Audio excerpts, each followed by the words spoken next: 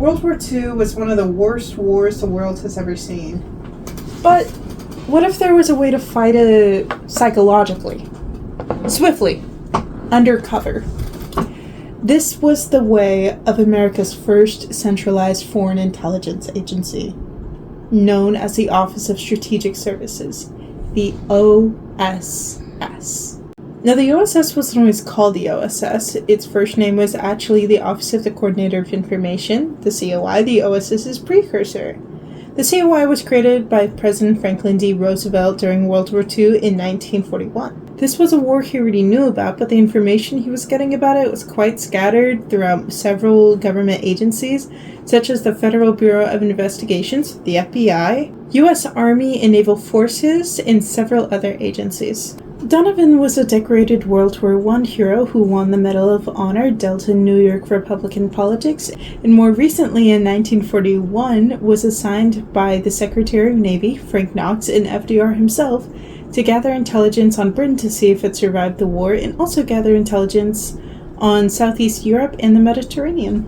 With experience like that, he sure got the job, allowing him to show why he's called Wild Bill. He already had some wild ideas ready to go, as he predicted the inevitable war in Europe in the 1930s with the rise of Nazism, which he was heavily against. He began to recruit certain soldiers, professors, economists, linguists, lawyers, and anyone Donovan considered useful. Soon in 1942, the numbers started to rise, and a new goal of the organization started to shine. This was no longer just about getting information.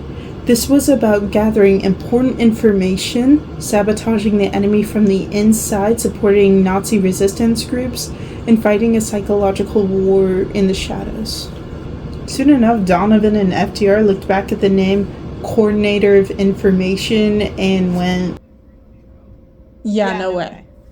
And changed the name to the Office of Strategic Services, OSS. And thus began its true operations, with Wild Bill creating some wild branches for the OSS. Most notable ones include the Secret Intelligence Branch, SI, which collected secret intelligence primarily outside the Western Hemisphere, evaluating and spreading said intelligence to authorized agencies, including Allied intelligence agencies.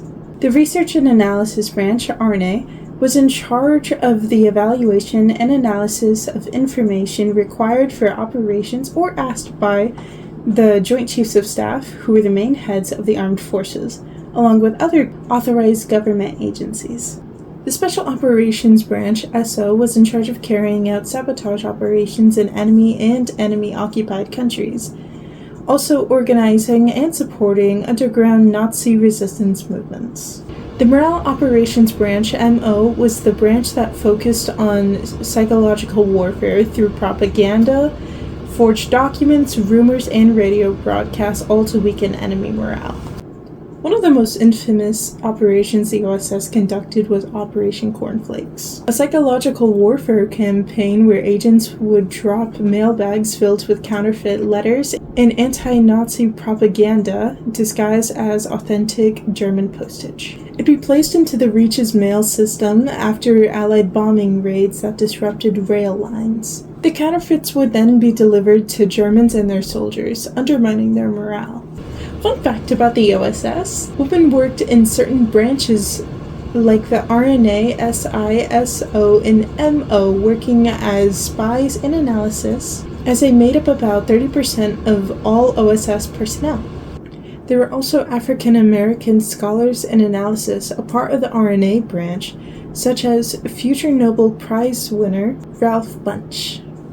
This would go on for over 3 years while butting heads with the FBI and other government agencies, until after World War II, when President Harry Truman decided to dissolve the OSS for peacetime and set parts of it to the War and State Department. Members of the OSS would go into several government agencies and even create new intelligence agencies to replace the OSS. After many of these replacement intelligence agencies, a final one was created in 1947, the Central Intelligence Agency, CIA, an agency that still stands today.